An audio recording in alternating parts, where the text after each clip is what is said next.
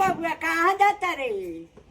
क्या मई कहाँ जाता रे बंठन के? क्या तू क्या टोकी देले जाते ले मेला घूमे नु तुम मेला घूमे जाता रहता है, ठोके लगता महीना घूमे ले।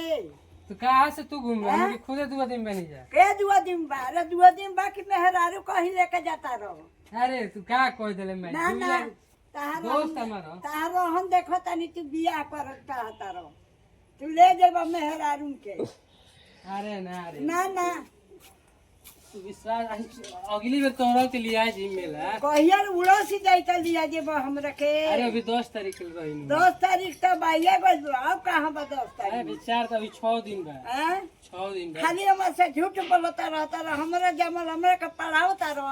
तन पैसा दे भाई तू पैसा हम कहाँ से दी? हम ही कमाता निकाल। अरे मेला में खर्चा है तन दे हमार लगे पैसा नहीं खे, तन दे ना तहार बाप देला ना तू देला, तो हम कहाँ से पैसा कमाता नहीं? तन दूध हवा दवा बेचले बड़े में से दूध के पैसा तक मोए तारा मेहरारू में चलल गई।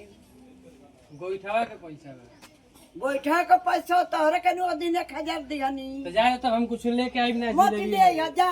हाँ, जाते हैं। जे दिलिया जाता रह अपना मेहरारू के तक खिया जा खाई आ खोइयो। लेके आई ना जिलेबी है ना कुछ मत ले आइयो, हाँ ठीक बा हम ना खाई।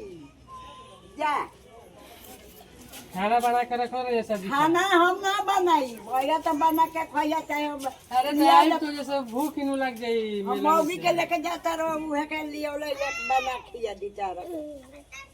तू ना बने रे मैं ना हमारा सब नहीं खे, हम तो अपने बूढ़ भगनियान का रास कोइले बन के हमरा के खियावलो।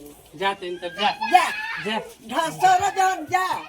बोलता रहा, बहुत बोलता रहा। लोई का नाच काटा बा मने छबे का पैदा कर हमरा बड़ा दोस्त हो गई। ई मेहरारू के ले घूमता, लड़किन के लेके घूमता, आवारा हो गइल बा, गुंडा हो गइल बा। एकरा के केहू बोले वाला नहीं के, डांटे वाला नहीं के, मारे वाला नहीं के। ये अपना मन के कपार पर हमारा चढ़ता है, हमार जामल हो तनका हमरा कोस में नहीं खे, ना बात मानता हमार। अब न